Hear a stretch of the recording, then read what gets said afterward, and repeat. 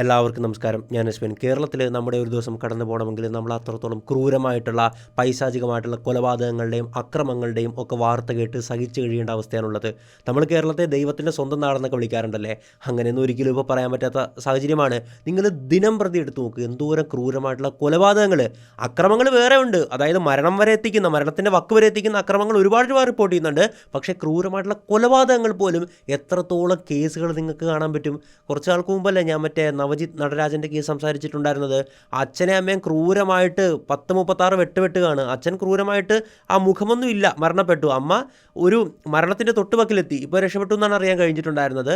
അപ്പോൾ അങ്ങനെയുള്ള അനവധി കേസുകൾ ഇങ്ങനെ റിപ്പോർട്ട് ചെയ്തുകൊണ്ടിരിക്കുകയാണ്. അതോടൊപ്പം ഷിംജിനെ പോലുള്ളവർ നടത്തുന്ന മറ്റു വലിയ അതിക്രമങ്ങൾ, അതും ഒരു കൊലപാതകം തന്നെയാണല്ലേ. എന്തായാലും ഇന്നിപ്പോൾ മറ്റൊരു നടക്കുന്ന സംഭവമാണ്. ഈ സമാനമായിട്ടുള്ള കേസിനെ പറ്റിയിട്ട് ഒരുപാട് നമ്മൾ സംസാരിച്ചിട്ടുള്ളതാണ്. അതായത് അവിഹിതം. കുറച്ച് നാൾക്ക് മുമ്പ് തൃശ്ശൂരിലുള്ള അഗിയേട്ടൻ എന്നൊക്കെ വിളിക്കുന്ന ഒരു അഖിൽ എന്ന് പറയുന്ന ഒരുത്തൻ്റെ കഥ നമ്മൾ സംസാരിച്ചിട്ടുണ്ടായിരുന്നല്ലേ. അവനിതുപോലെ തന്നെ മറ്റൊരു സ്ത്രീയായിട്ട് ബന്ധമായിരുന്നു. ആ സ്ത്രീക്ക് കല്യാണം കഴിഞ്ഞിട്ട് കുട്ടികളോ മറ്റോ ഒക്കെ ഉണ്ട്. അപ്പോൾ ഈ സ്ത്രീയെ ഇവൻ കാറി കയറ്റിക്കൊണ്ട് ഒരു ഒഴിഞ്ഞ കാട്ടിൽ കൊണ്ടുപോയിട്ട് ക്രൂരമായിട്ട് കൊല്ലുകയാണ്. അവിഹിതങ്ങൾ പിടിക്കപ്പെടും, അല്ലെങ്കിൽ അതൊരു പ്രശ്നത്തിലാകുമെന്ന് കാണുമ്പോഴേക്കും പാർട്ട്ണറെ ഒഴിവാക്കാനായിട്ടുള്ള പല തരത്തിലുള്ള പദ്ധതികൾ ഇവിടെ നടക്കുകയാണ്. അത് സ്ത്രീകൾ മാത്രമല്ല ഇരയാകുന്നത്, പുരുഷന്മാരും ഇരയാകുന്ന ഒരുപാട് സംഭവങ്ങൾ ഇപ്പോൾ നോർത്തിലൊക്കെ കഴിഞ്ഞിടയ്ക്കൊക്കെ വളരെ ഗൗരവമായിട്ടുള്ള വളരെ സെൻസേഷൻ ആയിട്ടുള്ള കേസും കാര്യങ്ങളൊക്കെ നടന്നിട്ടുണ്ടായിരുന്നു. അപ്പോൾ സമാനമായിട്ടുള്ളൊരു കേസാണ് ഇന്ന് കേരളത്തിൽ കോഴിക്കോട് എലത്തൂർ എന്ന് പറയുന്ന സ്ഥലത്ത് നടന്നിരിക്കുന്നത്. എലത്തൂർ ഒരു 2 വർഷം മുമ്പ് മാധ്യമ ശ്രദ്ധ നേടിയ ഒരു സ്ഥലമാണ്, മറ്റൊരു ക്രൈമിൻ്റെ പേരിലല്ലേ. അതായത് ട്രെയിനിന് ഒരുത്തൻ തീവയ്ക്കാണ്. ഷാരൂഖ് സൈഫി കാർപ്പൻ്റർ, അവൻ ട്രെയിനിൽ കയറിയിട്ട് പെട്രോൾ ഒഴിച്ചിട്ട് അവിടെ മൊത്തം തീടുകയാണ്, ആളെ കൊല്ലുകയാണ്. അങ്ങനെ അതേ എലത്തൂരിൽ തന്നെയാണ് ഈ ഒരു സംഭവം സംഭവിക്കുന്നത്. ഇതിൻ്റെ കാരണമായി മാറിയതും ഇത് തന്നെയാണ്, അവിഹിതം. അത് കലാശിച്ചത് ക്രൂരമായിട്ടുള്ളൊരു കൊലപാതകം മാത്രമല്ല, ഇതിൻ്റെ അകത്തെ ക്രിമിനലായിട്ടുള്ള വൈശാഖനുണ്ടല്ലോ, ഒരു പൈശാചികത കലർന്ന്. അതായത് നമ്മൾ ഈ ശവരതി എന്ന് പറയുന്ന ഒന്ന് കേട്ടിട്ടുണ്ട് നിങ്ങൾ. അതായത് ഒരു മൃതദേഹവുമായിട്ട് ലൈംഗിക ബന്ധത്തിൽ ഏർപ്പെടുന്നതിനാണ് ശവരതി എന്ന് പറയുന്നത് അല്ലേ. നെക്രോഫീലിക് എന്ന് പറയും ആ ഒരു വ്യക്തിയെ. അതുപോലും, അതായത് ഒരു പെണ്ണിനെ കൊന്നു, അതിനുശേഷം ആ പെണ്ണിനെ ക്രൂരമായിട്ട് ഇങ്ങനെ ബലാത്സംഗം ചെയ്യണം മരണത്തിലേക്ക് പോകുമ്പോൾ. അതായത് കിടന്ന് പെടയുമല്ലോ ശ്വാസം കിട്ടാതെ, ആ ശ്വാസം കിട്ടാതെ പെടയുന്ന സമയത്തും അതോടൊപ്പം മരണശേഷവും ആ പെണ്ണിനെ ബ്രൂട്ടലി റേപ്പ് ചെയ്യുകയാണ്. ചിന്തിക്കാൻ പറ്റുന്നുണ്ടോ? ഞാനെപ്പോഴും ഇതിനപ്പുറത്തേക്ക് ഞാൻ ചിന്തിക്കുന്ന ഒരു കാര്യമുണ്ട്. അതായത് ഇവനൊക്കെ നമ്മുടെ സമൂഹത്തിൽ വളരെ മാന്യനായിട്ട് ഇങ്ങനെ വിലസിക്കൊണ്ടിരിക്കുകയാണ്. എല്ലാവരോടും കാണുമ്പോൾ ചിരിച്ച് വളരെ സ്നേഹത്തോടെ പെരുമാറുന്ന ഒരാളാണ്. പക്ഷേ അവൻ്റെ ഉള്ളിലുള്ളത് ഇത്രത്തോളം കോൾഡ് ബ്ലഡഡ് ആയിട്ടുള്ള ഒരു മൈൻഡാണ്, അത്രത്തോളം നരാധമനാണ് അവനൊക്കെ. എന്തായാലും ഈ ഒരു സംഭവത്തെ പറ്റിയിട്ടാണ് നമ്മൾ ഡീറ്റെയിൽ ആയിട്ട് ഇന്ന് സംസാരിക്കാൻ പോകുന്നത്. കോഴിക്കോട് മോരിക്കര എന്ന് പറയുന്ന സ്ഥലത്താണ് ഐഡിയൽ ഇൻഡസ്ട്രീസ് എന്ന് പറയുന്ന ഒരു വർക്ക്ഷോപ്പ് സ്ഥിതി ചെയ്യുന്നത്. അപ്പോൾ ഈ വർക്ക്ഷോപ്പ് എന്താണ് ചെയ്യുന്നതെന്ന് പറഞ്ഞു കഴിഞ്ഞാൽ ഗേറ്റ്, ഗ്രില്ല്, പിന്നെ ട്രസ് വർക്ക്, സ്റ്റീൽ ഫാബ്രിക്കേഷൻ, ഇതൊക്കെയാണ് ചെയ്യുന്നത്. അത്യാവശ്യം അവരുടെ റിവ്യൂ ഫോട്ടോസിലൊക്കെ ഒരുപാട് വർക്ക് ചെയ്തതിൻ്റെ കാര്യങ്ങളൊക്കെ കിടപ്പുണ്ട്. ഈ വർക്ക്ഷോപ്പിൻ്റെ ഉടമസ്ഥൻ തമ്പാട്ട് താഴം സ്വദേശിയായിട്ടുള്ള വൈശാഖനാണ്, 37 വയസ്സ്. അപ്പോൾ വൈശാഖന് ഭാര്യയും കുട്ടികളും കുടുംബമൊക്കെ ആയിട്ട് ജീവിക്കുന്ന ഒരു വ്യക്തിയാണ്. ഞാൻ മനസ്സിലാക്കുന്നത് വൈശാഖൻ ഈ കട വേറൊരു ടീമിനെ ഏൽപ്പിച്ചിരിക്കുകയാണ്. അതായത് ഒരു വാടകയ്ക്ക്, അല്ലെങ്കിൽ ആ ഒരു സ്ഥാപനം വേറൊരു ടീമാണ് ഇപ്പോൾ നടത്തിക്കൊണ്ടിരിക്കുന്നത്. എന്തായാലും 24-ാം തീയതി ശനിയാഴ്ച വൈശാഖൻ കട തുറക്കാനോ മറ്റോ അങ്ങോട്ട് ചെന്നപ്പോൾ കണ്ട കാഴ്ച എന്തെന്ന് പറഞ്ഞാൽ, അല്ലെങ്കിൽ വൈശാഖനോടനെ ഭാര്യ വിളിക്കുകയാണ്, എടി പെട്ടെന്നൊരു സംഭവമുണ്ട്, നിന്റെ സഹോദരി ഇവിടെ മരിച്ച നിലയിൽ കിടക്കുന്നു. അത് തൂങ്ങി മരിച്ചു എന്നും പറഞ്ഞിട്ടാണ് വൈശാഖൻ ഭാര്യയെ വിളിച്ച് പറഞ്ഞിട്ടുണ്ടായിരുന്നത്. ഭാര്യ ഞെട്ടിപ്പോയി, തൻ്റെ സഹോദരിയാണ് മരിച്ചു കിടക്കുന്നത്. ഭാര്യ പെട്ടെന്ന് അങ്ങോട്ട് എത്തുകയാണ്. ഇവർ രണ്ടുപേരും കൂടെ സ്വന്തം കാറിൽ, വൈശാഖൻ്റെ തന്നെ കാറിൽ തൊട്ടടുത്തുണ്ടായിരുന്ന ഒരു ഹോസ്പിറ്റലിലേക്ക് ഈ പെൺകുട്ടിയെ കൊണ്ടുപോവുകയാണ്. പക്ഷേ ഹോസ്പിറ്റലിൽ എത്തിച്ചെങ്കിൽ രക്ഷിക്കാൻ സാധിച്ചിട്ടുണ്ടായിരുന്നില്ല. ഒരു സൂയിസൈഡ് കേസ് എന്നാണ് ഹോസ്പിറ്റലിനോട് അറിയിച്ചിട്ടുണ്ടായിരുന്നത്. കാരണം സൂയിസൈഡ് കയറും കാര്യങ്ങളും സ്റ്റൂളും എല്ലാം ഉണ്ടായിരുന്നു. ബോഡി നിലത്ത് കിടക്കുകയായിരുന്നോ തൂങ്ങി നിൽക്കുകയാണോ എന്നുള്ള കാര്യത്തിൽ വ്യക്തമല്ല. നിലത്ത് കിടക്കുക എന്ന് പറയാൻ കാരണം ഞാൻ അതിൻ്റെ കഥകൾ ബാക്കി പറയാം. എന്തായാലും ഹോസ്പിറ്റലിലെ ഡോക്ടേഴ്സ് പരിശോധിച്ചപ്പോൾ അവർക്കും കണ്ട മാത്രയിൽ തന്നെ മനസ്സിലായി ഇതൊരു സൂയിസൈഡാണ്. കഴുത്തിൽ കയറ് കുരുക്കിയ പാടും കാര്യങ്ങളൊക്കെ ഉണ്ട്. ആ ഒരു മുഖമൊക്കെ ഇങ്ങനെ വിളറി വല്ലാണ്ടായിരുന്നു ഇരുന്നിട്ടുണ്ടായിരുന്നത്. കൊണ്ടുവന്ന വൈശാഖനും ഭാര്യയും പറഞ്ഞത് സൂയിസൈഡ് എന്ന നിലയിൽ ഞങ്ങളുടെ വർക്ക്ഷോപ്പിൽ കണ്ടു എന്നാണല്ലേ. 24-ാം തീയതി ശനിയാഴ്ച. അപ്പോൾ സൂയിസൈഡ് ആയതുകൊണ്ട് തന്നെ ഈ ഹോസ്പിറ്റൽ എലത്തൂർ പോലീസിനെ വിവരം അറിയിക്കുകയാണ്. എലത്തൂർ CI ഉടൻ തന്നെ സ്ഥലത്തെത്തുകയാണ്. അദ്ദേഹം കാര്യങ്ങളൊക്കെ ചോദിക്കുകയാണ്, വൈശാഖൻ്റെ മൊഴിയെടുക്കുകയാണ്. ഒന്നാലോചിച്ച് നോക്കുക, ഞാൻ പല വീഡിയോസിലും പറഞ്ഞിട്ടുണ്ട്, ഇതുപോലുള്ള കേസുകളൊക്കെ തെളിയിക്കാനുണ്ടല്ലോ നമ്മുടെ കേരള പോലീസ് എന്നുള്ളത് ഇന്ത്യയിലെ തന്നെ ടോപ്പ് ഫോഴ്സ് ആണ്. അവരൊരു കേസ് ആത്മാർത്ഥമായിട്ട് ഏറ്റെടുത്താൽ അത് തെളിയിച്ചിരിക്കും, അതിൻ്റെ അകത്ത് സംശയമൊന്നുമില്ല. എന്തായാലും വൈശാഖൻ്റെ മൊഴിയിൽ ചില വൈരുദ്ധ്യങ്ങൾ ഈ ഇൻസ്പെക്ടറിന് തോന്നുകയാണ്. അപ്പോൾ അദ്ദേഹം വളരെ സംശയമൊന്നും തോന്നിക്കാത്ത രീതിയിൽ, അതായത് ഈ വൈശാഖൻ രക്ഷപ്പെടാൻ പാടില്ലല്ലോ, അങ്ങനെ മാത്രമല്ല വൈശാഖൻ തെളിവുകൾ നശിപ്പിക്കാൻ പാടില്ല, അതുകൊണ്ട് തന്നെ എല്ലാം ശരിയാണ്, നമുക്ക് പരിശോധിക്കാം, അങ്ങനെ ഇങ്ങനെയൊക്കെ പറഞ്ഞിട്ട് നൈസായിട്ട് ഒഴിവാക്കുകയാണ്. പക്ഷേ ആ ഒരു ഇൻസ്പെക്ടറുടെ മനസ്സിൽ ഈ കാര്യം കിടപ്പുണ്ടായിരുന്നു. അദ്ദേഹം ഉടൻ തന്നെ ചെയ്ത കാര്യം എന്തെന്നാൽ മറ്റ് പോലീസുകാരെ വിളിച്ച് പറയുകയാണ്, ഈ ആത്മഹത്യ നടന്നിട്ടുള്ള ആ ഒരു വർക്ക്ഷോപ്പ് ഉണ്ടല്ലോ അതങ്ങോട്ട് സീൽ ചെയ്യുക, അടച്ചു പൂട്ട്, പോലീസിൻ്റെ സീലിട്ട് കഴിഞ്ഞാൽ അർഹതപ്പെട്ട ഉദ്യോഗസ്ഥരല്ലാതെ ആർക്കും അതിനകത്ത് പ്രവേശിക്കാനോ കാര്യങ്ങളോ ഒന്നും പറ്റത്തില്ല. ചിലപ്പോൾ പോലീസുകാരൻ പ്രൊട്ടക്ഷൻ നിൽക്കുകയും ചെയ്യും. ഇവിടെയായിരുന്നു ആ ഒരു ഇൻസ്പെക്ടറുടെ ബുദ്ധി കണ്ടിട്ടുണ്ടായിരുന്നത്. കാരണം ഒരു തെളിവ് പോലും ആ ഒരു ബിൽഡിങ്ങിൽ നിന്ന് നഷ്ടപ്പെട്ടിട്ടുണ്ടായിരുന്നില്ല. അങ്ങനെ എന്തായാലും ഹോസ്പിറ്റലിലെ നടപടിക്രമങ്ങളൊക്കെ കഴിഞ്ഞ ശേഷം, അതായത് ഇൻക്വസ്റ്റ് ഉണ്ട്, പിന്നെ പോസ്റ്റ്മോർട്ടത്തിന് അയക്കണം, അതിനുശേഷം ബന്ധുക്കൾക്ക് വിട്ടുകൊടുക്കണം. ഇതെല്ലാം കഴിഞ്ഞ് ആ ഇൻസ്പെക്ടർ സംഘവും ഈ ഒരു വർക്ക്ഷോപ്പിലെത്തുകയാണ്.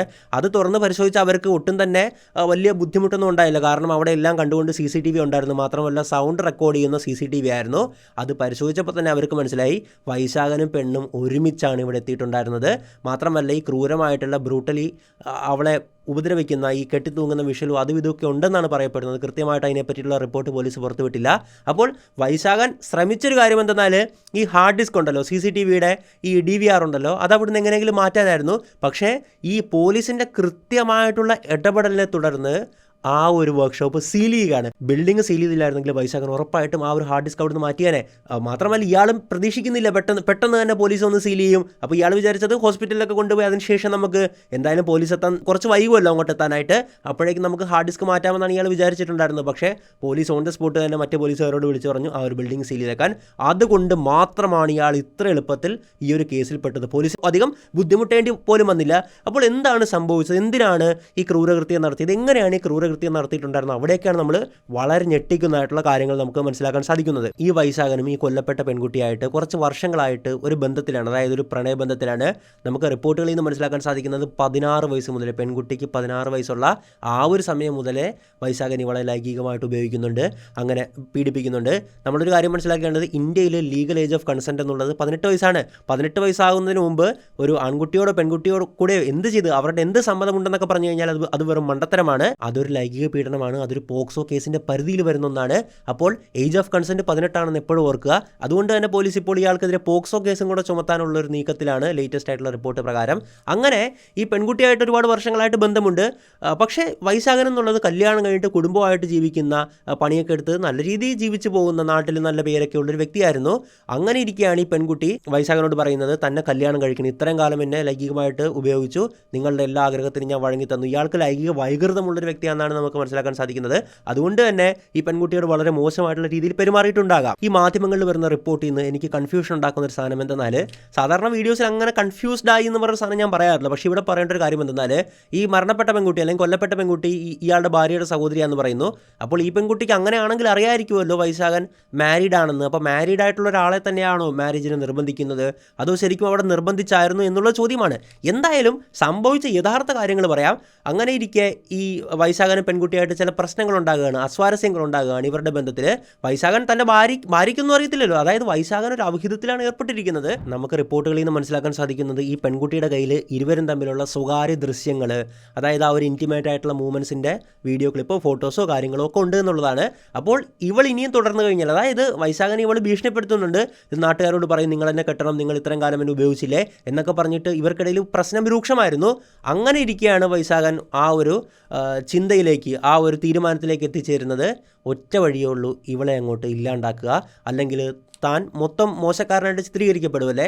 അങ്ങനെ ഇരിക്കുക വൈശാഖൻ അതിന് വേണ്ടിയിട്ട് ഒരു പദ്ധതി തയ്യാറാക്കുകയാണ്. ഇവിടെ വർക്ക്ഷോപ്പിലേക്ക് വിളിക്കുകയാണ്. വർക്ക്ഷോപ്പിലേക്ക് വിളിക്കുന്നത് എന്തും പറഞ്ഞാണെന്നറിയാവോ, ഒന്നെങ്കിൽ രണ്ട് കാര്യങ്ങളാണ് വരുന്നത്. നമുക്ക് സംസാരിച്ച് തീരുമാനമാക്കാം, നമുക്ക് ഒരുമിച്ച് ജീവിക്കാൻ പറ്റില്ലെങ്കിൽ ഒരുമിച്ച് മരിക്കാം എന്നൊക്കെ പറഞ്ഞാണ് ഇവളെ വിളിക്കുന്നത്. പക്ഷേ ആ പെൺകുട്ടിക്ക് ആത്മഹത്യ ചെയ്യാനുള്ള തയ്യാറെടുപ്പോടെയൊന്നും അല്ല വന്നിരുന്നത്. എന്തായാലും സംസാരിക്കാം, ഇയാൾ ഇങ്ങനെ പറഞ്ഞിട്ടുണ്ടായിരുന്നു, നമുക്ക് ഒരുമിച്ച് ജീവിക്കാൻ പറ്റിയില്ലെങ്കിൽ നമുക്ക് ഒരുമിച്ച് മരിക്കാം, നീ എൻ്റെ വർക്ക്ഷോപ്പിലേക്ക് വാ, നമുക്ക് അവിടെ സംസാരിക്കാമെന്നും പറഞ്ഞായിരുന്നു വിളിച്ചിട്ടുണ്ടായിരുന്നത്. അങ്ങനെ തന്നെ കാമുകനായിട്ടുള്ള വൈശാഖന്റെ നിർദ്ദേശത്തെ തുടർന്ന് പെൺകുട്ടി മോരിക്കരയിലുള്ള ഐഡിയൽ ഇൻഡസ്ട്രീസ് എന്ന് പറയുന്ന ആ ഒരു വർക്ക്ഷോപ്പിലേക്ക് എത്തിച്ചേരുകയാണ്. ആ ഒരു വർക്ക്ഷോപ്പിൽ എല്ലാം കണ്ടുകൊണ്ട് CCTV ഉണ്ടായിരുന്നു, ശബ്ദം പതിയുന്ന CCTV ആയിരുന്നു. ഇവർ തമ്മിൽ സംസാരിക്കുന്നുണ്ട്, ഒരുപാട് പ്രശ്നങ്ങളും കാര്യങ്ങളൊക്കെ ഉണ്ടാകുന്നുണ്ട്, തർക്കം ഉണ്ടാകുന്നുണ്ട്. അങ്ങനെ വൈശാഖൻ ഇവൾക്ക് ഒരു ജ്യൂസ് കുടിക്കാൻ കൊടുക്കുകയാണ്. ആ ജ്യൂസിൻ്റെ അകത്ത് മയക്കുമരുന്നോ മറ്റ് ലഹരിയോ എന്തോ കലക്കിയിട്ടുണ്ടായിരുന്നു. അത് കുടിച്ച് പെൺകുട്ടി ഒരു അർദ്ധ അബോധാവസ്ഥ എത്തുകയാണ്. അർദ്ധ അബോധാവസ്ഥ എത്തുമ്പോൾ വൈശാഖൻ ഇവളോടൊരു കാര്യം പറയുകയാണ്, നമുക്ക് ഒരുമിച്ച് ജീവിക്കാൻ പറ്റില്ല. ഞാൻ പറഞ്ഞില്ലേ, നമുക്കിനി നമ്മുടെ മുമ്പിൽ ഒറ്റ വഴിയേ ഉള്ളൂ, ഒരുമിച്ച് മരിക്കുക. അതും പറഞ്ഞുകൊണ്ട് വൈശാഖൻ മുകളിലത്തെ ഫാനിലും ഒരു ഹുക്കിലുമായിട്ട് 2 കയറുകൾ കെട്ടിത്തൂങ്ങാനുള്ള കയറിങ്ങനെ കുരുക്കുമല്ലോ, അത് കുരുക്കുകയാണ്, 2 സ്റ്റൂളും ഇടുകയാണ്. എന്നിട്ട് പറഞ്ഞു നമുക്ക് ഒരുമിച്ച് മരിക്കാമെന്നൊക്കെ പറഞ്ഞിട്ട് ഈ സ്റ്റൂളയിൽ 2 പേരും കൂടെ കയറുകയാണ്. 2 പേരും ഇങ്ങനെ സ്റ്റൂളയിൽ കയറി നിൽക്കുകയാണ്. അപ്പോൾ പെൺകുട്ടിയോട് പറഞ്ഞു ഞാൻ കുരുക്കിട്ട് തരാം, ഞാനും കുരുക്കിടാം, നമുക്ക് ഒരുമിച്ച് തൂങ്ങാമെന്ന് പറയുകയാണ്. പക്ഷേ ഈ പെൺകുട്ടി കുരുക്കിട്ട ഉടൻ തന്നെ കയറി നിന്ന സ്റ്റൂളുണ്ടല്ലോ, ഇത് ഈ നരാധമൻ തട്ടിമാറ്റുകയാണ്. അതായത് ഇയാൾ ആത്മഹത്യ ചെയ്യാൻ ഇയാൾക്ക് ഉദ്ദേശമൊന്നുമില്ലായിരുന്നു, പ്ലാൻഡ് ആയിട്ടുള്ള ഒരു കൊലപാതകമാണ്. ഇതൊരിക്കലും ആത്മഹത്യയല്ല, ഇതൊരു കൊലപാതകമാണ്. ആദ്യം ഒരു ആത്മഹത്യ എന്നൊക്കെയായിരുന്നു ഇയാൾ പോലീസിനോടും ഹോസ്പിറ്റൽസിനോടൊക്കെ പറഞ്ഞിട്ടുണ്ടായിരുന്നു. ആദ്യം പെട്ടെന്ന് ഒരു നോട്ടത്തിൽ ആത്മഹത്യ എന്ന് തന്നെയായിരുന്നു തോന്നിയിട്ടുണ്ടായിരുന്നത്. പക്ഷേ അവിടുത്തെ CIക്ക് തോന്നിയ സംശയമാണ് ഈ ഒരു ക്രൂരകൃത്യത്തിൻ്റെ ചുരുളഴിച്ചിട്ടുണ്ടായിരുന്നത്. എന്തായാലും ഈ നരാധമനുണ്ടല്ലോ ആ സ്റ്റൂള് തട്ടിമാറ്റുകയാണ്. ഈ പെൺകുട്ടി അയാൾക്ക് മുമ്പിൽ പിടഞ്ഞ് മരിക്കുകയാണ്. തൻ്റെ കൺമുമ്പിൽ തൻ്റെ അവിഹിത കാമുകി പിടഞ്ഞ് മരിക്കുമ്പോൾ ഇയാൾ എന്താണ് ചെയ്തതെന്ന് അറിയാം. ഓടി രക്ഷപ്പെടാനോ അല്ലെങ്കിൽ ഭയമോ ദുഃഖമോ ഒന്നുമല്ല തോന്നിയത്. ഉള്ളിലുണ്ടായിരുന്ന ആ ഒരു സൈക്കോപാത്ത്, ആ ഒരു നെക്രോഫിലിക് ആയിട്ടുള്ള ആ ഒരു മനസ്സ് ഉണരുകയായിരുന്നു. അയാൾ പിടഞ്ഞുകൊണ്ടിരിക്കുന്ന വഴി തന്നെ ഇവളെ ക്രൂരമായിട്ട് ഉപദ്രവിക്കാൻ തുടങ്ങുകയാണ്. മരണത്തിലേക്ക് പോയിക്കൊണ്ടിരിക്കുകയാണല്ലോ. അതായത് തൂങ്ങി കുറച്ച് നേരം കഴിഞ്ഞാലും രക്ഷപ്പെടാനുള്ള സാധ്യത വരെ ഉണ്ടല്ലേ. നമുക്കറിയാം തൂങ്ങിയ ഒരാളെ കുറച്ച് മിനിറ്റിനുള്ളിൽ കൊണ്ടെത്തിക്കുമ്പോൾ ജീവൻ തിരിച്ചു കിട്ടിയ സംഭവങ്ങൾ കാര്യങ്ങളൊക്കെ ഉണ്ട്. അയാൾ ആ പെൺകുട്ടി മരിക്കുവോളം കെട്ടിത്തൂക്കിയിട്ട് തന്നെ പീഡനങ്ങൾ തുടരുകയാണ്. അതിനുശേഷം മരണം ഉറപ്പാക്കിയ ശേഷം ഇവളെ കെട്ടഴിച്ച് നിലത്തോട്ടിറക്കുകയാണ്. എന്നിട്ട് ബ്രൂട്ടൽ ക്രൂരമായിട്ടുള്ള ബലാത്സംഗം ചെയ്യുകയാണ്. അതായത് ശവഭോഗം എന്നൊക്കെ വിളിക്കുന്ന ആ ഒരു ശവരതി എന്ത് ക്രൂരമാണല്ലേ അത്. മാത്രമല്ല അതൊരു മൃതദേഹമായതുകൊണ്ട് തന്നെ അത് എതിർക്കുകയോ ഒന്നുമില്ല. അതുകൊണ്ട് തന്നെ ഇയാളുടെ എല്ലാ വൈകൃതങ്ങളും പക്ക ഒരു ലൈംഗിക വൈകൃതമുള്ള വ്യക്തിയാണ് ഈ വൈശാഖൻ. സമൂഹത്തിൽ മാന്യൻ മുഖം മൂടിയൊക്കെ ഇട്ട് നടക്കുന്നൊരു വ്യക്തി. പക്ഷേ ഇയാളുടെ എല്ലാ വൈകൃതങ്ങളും ഇയാൾ ആ ഒരു മൃതദേഹത്തിനോട്, ആ ഒരു കാമുകിയുടെ മൃതദേഹത്തോട് ഇയാൾ തീർക്കുകയാണ്. അത്രത്തോളം പൈശാചികമായിട്ടുള്ള മനസ്സുള്ള ഒരുത്തനായിരുന്നു ഇയാൾ. അതിനുശേഷം ഇയാൾ ബോഡി കെട്ടിത്തൂക്കിയോ ഇല്ലയോ എന്നുള്ള കാര്യത്തിൽ വ്യക്തമല്ല. എന്തായാലും ഇയാൾ അവിടുന്ന് ആ ഒരു ക്രൂരകൃത്യം ചെയ്ത ശേഷം തന്നെ വീട്ടിലോട്ട് പോവുകയാണ്. ഒന്നും അറിയാത്തവനെ പോലെ ആ വീട്ടിലോട്ട് പോവുകയാണ്. തൻ്റെ ഭാര്യയോടൊപ്പം തൻ്റെ കുട്ടികളോട് ചിരിച്ചും ഒക്കെ പെരുമാറുകയാണ്, ഭക്ഷണമൊക്കെ കഴിക്കുകയാണ്. അതിനുശേഷം രാവിലെ വർക്ക്ഷോപ്പ് തുറക്കാനെന്നുള്ള രീതിയിൽ അല്ലെങ്കിൽ അവിടെ എന്തോ നോക്കാനെന്നുള്ള രീതിയിലാണ് ഇയാൾ വന്നിട്ടുണ്ടായിരുന്നത്. ശനിയാഴ്ച 24-ാം തീയതി ശനിയാഴ്ച. അങ്ങനെ നോക്കുമ്പോഴാണ് മരണപ്പെട്ട നിലയിൽ കാണുന്നത്. ഞാൻ പറഞ്ഞ പോലെ തന്നെ അത് ഹാങ് ചെയ്താണോ നിന്ന് അതോ ഫ്ലോറിലാണോ എന്നറിയത്തില്ല. ഇയാൾ ഉടൻ തന്നെ തൻ്റെ ഭാര്യയെ വിളിച്ച് പറയാണ്, എടി ഇതേ നിൻ്റെ സഹോദരി ഇവിടെ മരണപ്പെട്ട നിലയിൽ കിടക്കുന്നു, മറ്റേ കയറും സ്റ്റൂളൊക്കെ ഉണ്ട്, അപ്പോൾ തൂങ്ങി മരിച്ചായിരിക്കാനാണ് സാധ്യത എന്നും പറഞ്ഞിട്ട് വിളിച്ച് പറയുകയാണ്. ഭാര്യ പെട്ടെന്ന് സ്ഥലത്തെത്തി ഇവർ ഹോസ്പിറ്റലിൽ പോലീസിനെ അറിയിച്ചു, വൈശാഖൻ്റെ മൊഴിയെടുത്തു. അങ്ങനെയൊക്കെയാണ് പിന്നീട് കാര്യങ്ങൾ നടക്കുന്നത്. ഇതുമായി ബന്ധപ്പെട്ട് ഇനി ഒരുപാട് കാര്യങ്ങൾ പുറത്തു വരാനുണ്ട്. ഇയാൾക്ക് എത്ര നാളായിട്ട് ഈ പെൺകുട്ടിയായിട്ട് ബന്ധമുണ്ട്, അതുപോലെ തന്നെ പോക്സോ കേസ് നിലനിൽക്കുന്ന ഒന്നാണോ, ഈ പെൺകുട്ടിക്ക് എത്ര വയസ്സുണ്ട് എന്ന് പോലും നമുക്ക് റിപ്പോർട്ടുകളിൽ നിന്ന് വ്യക്തമല്ല. പേരും കാര്യങ്ങളൊന്നും പുറത്തു വരുന്നത് കാരണം ക്രൂരമായിട്ടുള്ള ഒരു ബലാത്സംഗമൊക്കെ നടന്ന സ്ഥിതിക്ക് ആ പെൺകുട്ടിയുടെ പേരും വിവരങ്ങളൊന്നും പുറത്തു വരാൻ സാധ്യതയില്ല. അത് വരികയും വേണ്ട. എന്തിനാണ് ആ കുടുംബം ഒന്നടങ്കം ദുഃഖിക്കേണ്ടി വരും. ഇത് ഇവനെ പോലുള്ള ഇത്രയും മൃഗീയമായിട്ടുള്ള മനുഷ്യർ കാരണം ആ ഒരു കുടുംബം കൂടെയാണ് അത് എന്ത് വലിയ ദുഃഖത്തിലായിരിക്കും. സ്വന്തം മകള് ഇങ്ങനെയൊക്കെ എനിക്കറിയില്ല എങ്ങനെ സഹിക്കുമെന്ന്. നമ്മളൊരു കാര്യം മനസ്സിലാക്കേണ്ടത്, ഈ ലോകത്തെ ഏറ്റവും വലിയ ദുഃഖം എന്തെന്നാൽ പുത്രദുഃഖമാണ്. ജീവിച്ചിരിക്കുന്ന മാതാപിതാക്കൾ മക്കളുടെ മരണം കാണേണ്ടി വരുന്നൊരു സാഹചര്യമുണ്ടല്ലോ, അതും ഇതുപോലെ തന്നെ ക്രൂരമായിട്ട് കൊന്ന് അതിനുശേഷം ബലാത്സംഗം ചെയ്തു എന്നൊക്കെ പറയുന്ന വാർത്ത കേൾക്കുമ്പോൾ അവർക്ക് എങ്ങനെയായിരിക്കും അത് ഉൾക്കൊള്ളാൻ സാധിക്കുക എന്ന് പോലും എനിക്കറിയത്തില്ല. എനിക്ക് ചിന്തിക്കാൻ പോലും പറ്റുന്നില്ല ആ ഒരു കാര്യം. ഇനി പറയുന്നൊരു കാര്യം എന്തെന്നാൽ, നിങ്ങളൊരു 18 വയസ്സ് കഴിഞ്ഞിട്ടുള്ള വ്യക്തിയാണെങ്കിൽ നിങ്ങൾക്ക് ലീഗലായിട്ട് ഏത് ബന്ധത്തിലും ഏർപ്പെടാം. പരസ്പര കൺസെൻറ്റോടെ, ലീഗൽ കൺസെൻറ്റ് എന്ന് പറഞ്ഞ സാധനമുണ്ട്. അതോടെ നിങ്ങൾക്ക് ആരുമായിട്ട് ബന്ധത്തിൽ ഏർപ്പെടുകയോ ഏർപ്പെടാതിരിക്കുകയോ it's up to you, it's your choice. പക്ഷേ ഉണ്ടല്ലോ, ഈ അവിഹിതം എന്ന് പറയുന്ന ഒന്നിനെ ഒരിക്കലും സപ്പോർട്ട് ചെയ്യരുത്. അവിഹിതം എന്ന് പറഞ്ഞാൽ അത് ചീറ്റിംഗ് ആണ്. ആ ഒരു ചീറ്റിംഗ് നിങ്ങളോർക്കും നിങ്ങൾ ഒരിക്കലും പിടിക്കപ്പെടില്ല, അത് വലിയ പ്രശ്നങ്ങളിലേക്ക് പോകത്തില്ല, കാര്യങ്ങളൊക്കെ അല്ലേ. പക്ഷേ അത് ഇതുപോലുള്ള വളരെ ക്രൂരമായിട്ടുള്ള കുറ്റകൃത്യം ചെയ്യാൻ വരെ നിങ്ങളെ പ്രേരിപ്പിച്ചേക്കാവുന്ന ഒരു ഘടകമാണ്. അത് നിങ്ങൾ പോലും അറിയാൻ നിങ്ങളെക്കൊണ്ട് ചെയ്യിപ്പിക്കും. കാരണം നമ്മളൊരു സാമൂഹ്യ ജീവി എന്നുള്ള നിലയിൽ നിങ്ങൾ മാനവും മര്യാദയായിട്ട് ജീവിക്കുന്ന വ്യക്തിയാണെങ്കിൽ നിങ്ങളെ സംബന്ധിച്ച് ഏറ്റവും വലിയൊരു കാര്യം എന്തെന്നാൽ സമൂഹത്തിൽ നിങ്ങൾക്കുള്ള വിലയായിരിക്കും. അതായത് ഒരു പെൺകുട്ടി തന്നെ പീഡിപ്പിച്ചു എന്നും പറഞ്ഞ് രംഗത്ത് വന്നു കഴിഞ്ഞാൽ തന്നെ നമുക്ക് തകർന്നു പോകും, തീർച്ചയായിട്ടും അല്ലേ. അപ്പോൾ അതൊക്കെ ഒഴിവാക്കാൻ വേണ്ടിയിട്ട് അങ്ങനെ ആ പെൺകുട്ടിയെ തന്നെ ഇല്ലായ്മ ചെയ്യണമെന്നൊക്കെ പറയുന്ന അവസ്ഥ ഒരുപാട് കേസുകൾ നമ്മൾ കണ്ടിട്ടുണ്ട്. തീർച്ചയായിട്ടും ഭർത്താവിനെ ഇല്ലായ്മ ചെയ്തിട്ടുള്ള സംഭവങ്ങൾ കഴിഞ്ഞ എനിക്ക് തോന്നുന്നു ഒരു 4-5 മാസം മുമ്പ് നോർത്ത് ഇന്ത്യയിൽ അങ്ങനത്തെ 2 സംഭവങ്ങൾ റിപ്പോർട്ട് ചെയ്തു. അങ്ങനെ ഒരുപാട് സംഭവങ്ങൾ ഇവിടെ റിപ്പോർട്ട് ചെയ്യുന്നുണ്ട്. അപ്പോൾ അവിഹിതം പലപ്പോഴും കുടുംബ ബന്ധങ്ങൾ തകരാനും നിങ്ങളൊരു നല്ല സ്നേഹത്തോട് ജീവിക്കേണ്ട ഒരു കപ്പിൾസ് ആണല്ലോ ഭാര്യ ഭർത്താവ് എന്ന് പറയുന്നത്, ആ ഒരു ബന്ധം തകരാനും ഒക്കെ കാരണമാകും. മാത്രമല്ല ഒരാളെ ചതിക്കുക എന്നുള്ളത് ഒരിക്കലും ശരിയായിട്ടുള്ള കാര്യമല്ല. നിങ്ങൾ ആ ഒരു മറ്റൊരാളുമായിട്ട് ബന്ധത്തിലേർപ്പെടുന്ന പരസ്പര സമ്മതത്തോടെ ലീഗലായിട്ടായിരിക്കും കൺസെൻ്റ് ആയിരിക്കും ഫൈൻ. പക്ഷേ അവിഹിതങ്ങൾ കൊണ്ടെത്തിക്കുന്നത് വലിയ ദുരന്തത്തിലേക്കായിരിക്കും. ഞാൻ പറഞ്ഞത് അവിഹിതത്തെ പറ്റി മാത്രമാണ്. അല്ലാതെ നിങ്ങൾ സിംഗിളായിട്ടുള്ള ഒരാളാണെങ്കിൽ ഓക്കെ 18 വയസ്സ് കഴിഞ്ഞിട്ടുള്ള ആരുമായിട്ട് എങ്ങനത്തെ ബന്ധം വേണമെങ്കിലും മ്യൂച്വൽ കൺസെൻറ്റോടെ ലീഗൽ കൺസെൻറ്റോടെ സ്ഥാപിച്ചോ, it's fine, it's up to you. Okay, പക്ഷേ ഇതിലേക്ക് പോകാതിരിക്കുക, ആരെ ചതിക്കാതിരിക്കുക. എന്തിനാണ് ചതിക്കുന്നത്? നിങ്ങൾക്ക് ഒരാളിലേക്ക് ഒതുങ്ങാൻ പറ്റുന്ന ഒരാളല്ലെങ്കിൽ നിങ്ങൾ തുറന്നു പറയുക, നിങ്ങളുടെ പാർട്ട്ണറിനോട് തുറന്നു പറയുക ഒരു കാര്യം, എനിക്ക് ഇന്നൊരാളുമായിട്ട് ബന്ധമുണ്ട്, നിനക്കത് യോജിച്ച് പോകാൻ പറ്റുന്നെങ്കിൽ അത് പൊക്കോ, ഇല്ലെങ്കിൽ നമുക്ക് പിരിയാമെന്ന് പറയുക. അതാണ് അതിൻ്റെ മാന്യത എന്നുള്ളത്. മാത്രമല്ല, നമ്മളൊരു പാർട്ട്ണർ നമ്മളെ ചതിക്കുകയാണെന്ന് അറിഞ്ഞു കഴിഞ്ഞാൽ കുറേ കോലാഹലങ്ങൾ ഉണ്ടാക്കാനോ നമ്മൾ വിഷം കഴിച്ച് ആത്മഹത്യ ചെയ്യാനോ ഒന്നുമല്ല ശ്രമിക്കേണ്ടത്. ഓക്കെ, അത് ബ്രേക്കപ്പ് ആക്കുക, ആ ബന്ധം ബ്രേക്കപ്പ് ആക്കുക, ഡിവോഴ്സ് ചെയ്യുക, നമ്മളുടെ കാര്യം നോക്കി ജീവിക്കുക. അത്രേ ഉള്ളൂ.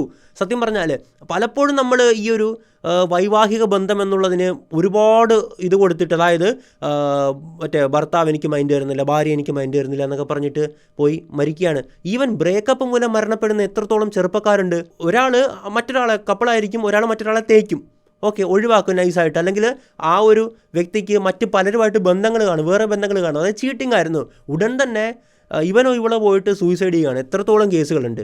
അപ്പോൾ ഇതിലൊന്നും ഒരു കാര്യമില്ല. ജീവിക്കുക, ലൈഫ് ഈസ് ബ്യൂട്ടിഫുൾ. നമ്മൾ നല്ലതുപോലെ ജീവിക്കുക. നമുക്ക് ഒരുപാട് കാര്യങ്ങൾ ഇവിടെ ചെയ്യാനുണ്ട്. നമുക്ക് ആ ബ്രേക്കപ്പിൻ്റെ പെയിൻ എന്ന് പറഞ്ഞു കഴിഞ്ഞാൽ തീർച്ചയായിട്ടും ഉണ്ടാവും. അതിനെ ഞാൻ വില കുറച്ച് കാണുന്നുമില്ല. നിങ്ങൾ ഭയങ്കര ഒരു വിഷാദത്തിലേക്ക് പോകാനുള്ള സാധ്യതയുണ്ട്. അങ്ങനെ ഒരു ഡിപ്രഷൻ ഫേസിലേക്ക് പോകാൻ തോന്നിക്കഴിഞ്ഞാൽ നിങ്ങളെ സഹായിക്കാനായിട്ട് ഒരുപാട് ക്ലിനിക്കൽ സൈക്കോളജിസ്റ്റും സൈക്കാട്രിസ്റ്റും അങ്ങനെ ഒരുപാട് സംവിധാനങ്ങളുണ്ട്. സർക്കാരിൻ്റെ സംവിധാനങ്ങളുണ്ട്, പോലീസുണ്ട്. ഇവരെയൊക്കെ വിളിക്കുക, കോൺടാക്ട് ചെയ്യുക. അല്ലാതെ ആത്മഹത്യയോ കൊലപാതകമോ ഒന്നിനും ഒരു പരിഹാരമല്ല. നിങ്ങളൊരു അവിഹിത ബന്ധത്തിൽ ഏർപ്പെടുവാണെങ്കിൽ അതുമായി ബന്ധപ്പെട്ട എല്ലാ റിസ്ക്കുകളും നിങ്ങൾ ഏറ്റെടുക്കാൻ തയ്യാറായിരിക്കണം. ഒരുപക്ഷെ നിങ്ങളൊരു പുരുഷനാണ്, നിങ്ങളൊരു അവിഹിത ബന്ധം സ്ഥാപിക്കുകയാണ്. അപ്പോൾ അതുമായി ബന്ധപ്പെട്ട് എന്തൊക്കെ റിസ്ക്കുകൾ ഉണ്ടാകാം? നിങ്ങളുടെ കുടുംബ ബന്ധം തകർന്ന് ശിഥിലമാകും. നിങ്ങളുടെ ഭാര്യ ജനങ്ങളുടെ മുമ്പിൽ വെച്ച് നിങ്ങളുടെ മുഖത്ത് കാർക്കിച്ച് തുപ്പുന്ന സാഹചര്യം ഉണ്ടാകും. നാട്ടുകാർ കൂടി നിൽക്കുമ്പോൾ വന്ന് തുപ്പുകയാണ് മുഖത്ത്. അങ്ങനത്തെ സംഭവങ്ങളുണ്ടാകാം. തിരിച്ചു സംഭവിക്കാം. അതിൻ്റെയൊക്കെ ഒരുപാട് വീഡിയോസ് അടക്കം നമ്മൾ കാണാൻ പറ്റുമല്ലേ. അതായത് ഈ ഭാര്യയ്ക്ക് അവിഹിതം ഉണ്ടായിരുന്നു, ഭർത്താവ് കൈയോടെ പിടിക്കുന്ന അങ്ങനത്തെ സംഭവങ്ങളുണ്ട് കേട്ടോ. ഇതിന് ജെൻഡറൊന്നുമില്ല. ഭാര്യയും ചെയ്യും ഭർത്താവും ചെയ്യും അവിഹിതമൊക്കെ. അപ്പോൾ പിന്നെ ഇതുപോലുള്ള സമൂഹത്തിൻ്റെ ആട്ടും തുപ്പും. നിങ്ങൾ ആ നാട്ടിൽ നല്ല വിലയിൽ നല്ല എല്ലാവരുടെയും സ്നേഹം സ്വീകരിച്ച് എല്ലാവരോടും സൗമ്യമായിട്ട് പെരുമാറി നാട്ടുകാർക്കും നിങ്ങളെ വലിയ കാര്യമായിരുന്നു. ഇതെല്ലാം തകരും. നിങ്ങൾക്ക് നാട്ടിൽ എന്നല്ല കേരളത്തിൽ പോലും നിൽക്കാൻ പറ്റാത്ത അവസ്ഥ വരും. കാരണം വാർത്താ മാധ്യമങ്ങളിൽ നിങ്ങളുടെ മുഖം നിറയും. ഒരു കൊലപാതകി അല്ലെങ്കിൽ അങ്ങനെ അവിഹിതം ഒഴിവാക്കാൻ വേണ്ടിയിട്ട് ആ പെണ്ണിനെ ക്രൂരമായിട്ട് മർദ്ദിച്ചവനെന്നൊക്കെ പറഞ്ഞിട്ട് നിങ്ങളുടെ പേര് വരും. ഇതിനൊക്കെ എന്തിനു നിൽക്കുന്നു? ഞാൻ പറഞ്ഞല്ലോ, ഒരു നല്ല ബന്ധങ്ങളിൽ പോകും, നല്ല ഹെൽത്തി ആയിട്ടുള്ള നല്ല അടിപൊളി ബന്ധങ്ങൾ. നിങ്ങൾക്ക് 18 വയസ്സ് കഴിഞ്ഞിട്ടുള്ള ആരുമായിട്ട് നിങ്ങളും 18 വയസ്സായിരിക്കണം. 2 പേര് 18 വയസ്സ് കഴിഞ്ഞാണെങ്കിൽ അവർക്ക് ബന്ധം സ്ഥാപിക്കാം. പക്ഷേ അവിഹിതം എന്ന് പറയുന്ന ഒന്നിന്, അത് അവിഹിതം എന്ന് ഉദ്ദേശിക്കുന്നത് എന്താണ്? നിങ്ങൾ വിവാഹം കഴിച്ച് വേറൊരാൾ നിങ്ങൾക്കൊരു പാർട്ണറായിട്ടുണ്ട്, ഭാര്യയോ ഭർത്താവോ ഉണ്ട്. പക്ഷേ നിങ്ങൾ മറ്റൊരാളുമായിട്ട് ഈ പാർട്ണർ അറിയാതെ ബന്ധം സ്ഥാപിക്കുകയാണ്, ചതിക്കുകയാണ്. ഇത് കൊണ്ടെത്തിക്കാൻ പോകുന്ന അൾട്ടിമേറ്റ്ലി പല ദുരന്തങ്ങളിലേക്കായിരിക്കും. ഇത് നമ്മൾ തൃശ്ശൂരുള്ള ആ ഒരു അഗിയേട്ടൻ്റെയൊക്കെ കേസിൽ നമ്മൾ കണ്ടതാണ്. നോർത്ത് ഇന്ത്യയിൽ നിന്ന് വന്ന കഴിഞ്ഞ മാസങ്ങൾ ഞാൻ പറഞ്ഞ പോലെ തന്നെ അന്ന് നമുക്ക് അതിനെപ്പറ്റി വീഡിയോ ചെയ്യാൻ പറ്റിയില്ല. അങ്ങനെ ഭർത്താവിനെ കാമുകനുമായിട്ട് ചേർന്ന് കൊല്ലുകയാണ്. അങ്ങനെ ഒരുപാട് സംഭവങ്ങൾ ഇവിടെ നടക്കുകയാണ്. ഒരു കാര്യം ദയവായിട്ട് അഭ്യർത്ഥിക്കാനുള്ളത്, ഞാൻ പറഞ്ഞ കാര്യങ്ങളിൽ നിന്ന് വളച്ചൊടിക്കരുത്. ഞാൻ പറഞ്ഞത് നിങ്ങൾക്ക് ഇഷ്ടമുള്ള ബന്ധങ്ങളിൽ പോകാം. നിങ്ങൾ 2 പേരും 18 കഴിഞ്ഞാണെങ്കിൽ നിങ്ങൾക്ക് ആരുമായിട്ട് ഒരു ലീഗൽ കൺസെൻറ്റോടെ നിങ്ങൾക്ക് ബന്ധത്തിൽ ഏർപ്പെടാം, എന്തുവേണമെങ്കിലും ചെയ്യാം. ശരിക്കും നിങ്ങളുടെ പേഴ്സണൽ ചോയ്സിനെ എതിർക്കല്ല ചെയ്യുന്നത്, അത് വലിയ അപകടങ്ങളിലേക്ക് കൊണ്ടെത്തിക്കുമെന്ന് പറയുക മാത്രമാണ് ഞാൻ ചെയ്തത്. കാരണം ഒരുപാട് കേസുകൾ നമ്മൾ കാണുന്നതാണ്. ഞാൻ തന്നെ ഒരുപാട് കേസുകൾ സംസാരിച്ചിട്ടുള്ളതാണ്. അപ്പോൾ എന്തായാലും ഈ വൈശാഖൻ എന്നൊക്കെ പറയുന്ന മുഖം മൂടി അണിഞ്ഞ ചെകുത്താന്മാർ നമുക്ക് ചുറ്റും ഇതുപോലെയുണ്ട്. തിരിച്ചറിയുക, ഒരു പെണ്ണിനെ ക്രൂരമായിട്ട് കൊന്ന ശേഷം അവൻ ചെയ്ത കാര്യങ്ങളാണ് എൻ്റെ മനസ്സിൽ ഇങ്ങനെ കിടന്ന് നീറുന്നത്. അത്രത്തോളം നെക്രോഫീലിയ എന്നൊക്കെ പറയുന്നത് ഒരാൾക്ക് എങ്ങനെയാണ്, അതായത് ഈ മൃഗമെന്നൊന്നും വിളിക്കാൻ പറ്റില്ല. മൃഗങ്ങളെന്നൊക്കെ പറഞ്ഞാൽ നല്ല ജീവികളല്ല. നമ്മൾ പൂച്ചയും പട്ടിയൊക്കെ വീട്ടിൽ വളർത്തുന്നതല്ല, അവരൊക്കെ പാവങ്ങളാണ് അവരൊക്കെ. അല്ലാതെ ഇവനെന്ന് ശരിക്കും പലപ്പോഴും നമ്മൾ ഉപയോഗിക്കുന്നൊരു വാക്കുണ്ട് മൃഗീയമായിട്ട്. ഞാനും വീഡിയോസിൽ ഉപയോഗിക്കാറുണ്ട് കേട്ടോ. ശരിയാണ്, ഈ വീഡിയോ തന്നെ ഉപയോഗിച്ചിട്ടുണ്ട്. പക്ഷേ അത് ഞാനൊരു കമൻറ്റ് കണ്ടപ്പോഴാണ് ആ ഒരു കാര്യം ശ്രദ്ധിച്ചിട്ടുള്ളത്. മൃഗീയം എന്നുള്ള വാക്ക് ഉപയോഗിക്കരുത് ബ്രോ, അത് തെറ്റാണ്. മൃഗങ്ങളൊക്കെ നമ്മളോട് പലപ്പോഴും സ്നേഹത്തോടെ പെരുമാറുന്നവരല്ലേ. ഒരു നായയെ വീട്ടിൽ വളർത്തി കഴിഞ്ഞാൽ നമ്മളെ ഏറ്റവും കൂടുതൽ സ്നേഹിക്കുന്ന, മനുഷ്യനേക്കാൾ സ്നേഹിക്കുന്ന ആ നായയായിരിക്കും. അപ്പോൾ മൃഗീയം എന്നുള്ള വാക്ക് ഉപയോഗിക്കരുത് എന്നുള്ളത് ശരിയാണ്. ആ ഒരു ഫാക്ട് ഞാൻ അംഗീകരിക്കുന്നു. അപ്പോൾ എന്തായാലും ഇതുപോലുള്ള നരാധമന്മാർ, അവരുടെ മുഖംമൂടികൾ ഇതുപോലെ വലിച്ചു കീറപ്പെടട്ടെ. അവർ നമുക്കിടയിൽ തന്നെയുണ്ട് ഒരുപാട് ക്രിമിനലുകൾ, അത്രയും കോൾഡ് ബ്ലഡഡ് ആയിട്ടുള്ള മൈൻഡുള്ളവർ ഒക്കെ. അപ്പോൾ ഞാൻ പറഞ്ഞ പോലെ തന്നെ എപ്പോഴും സേഫായിട്ടിരിക്കുക, നല്ല ഹെൽത്തി ആയിട്ടുള്ള ബന്ധങ്ങൾ ഉണ്ടാക്കുക, നല്ല സന്തോഷത്തോടെ ഇരിക്കുക, നല്ല ആരോഗ്യത്തോടെ ഇരിക്കുക. നല്ല ബന്ധങ്ങൾ ഉണ്ടായിക്കഴിഞ്ഞാൽ അത് നിങ്ങളുടെ മനസ്സിനെ ഹാപ്പിയാക്കും, അത് നിങ്ങളുടെ ശരീരത്തെ ആരോഗ്യവാനാക്കി തന്നെ നിർത്തും, ടെൻഷൻ കുറയ്ക്കും, സ്ട്രെസ് കുറയ്ക്കും. അതൊക്കെ കൂടിക്കഴിഞ്ഞ് കഴിഞ്ഞാൽ നിങ്ങളുടെ ശരീരത്തിന് കേടാണല്ലേ. അപ്പോൾ നല്ല ബന്ധങ്ങൾ എന്ന് പറഞ്ഞാൽ it's A very beautiful thing. അതിലേക്ക് മാത്രം പോവുക. നോ ടോക്സിക് ആയിട്ടുള്ള, നിങ്ങളെ നശിപ്പിക്കുന്ന, നിങ്ങളെ മാനിപ്പുലേറ്റ് ചെയ്ത് പലതും ചെയ്യിപ്പിക്കുന്ന ബന്ധങ്ങളിൽ നിന്ന് തീർച്ചയായിട്ടും ഒഴിഞ്ഞു നിൽക്കുക. അത്രയൊക്കെ ഈ ഒരു വീഡിയോയിൽ പറയാനുള്ളൂ. മറ്റൊരു വീഡിയോയിൽ മറ്റൊരു വിഷയമായിട്ട് നമുക്ക് വീണ്ടും കാണാം. It's me Ashwin Madappally signing out.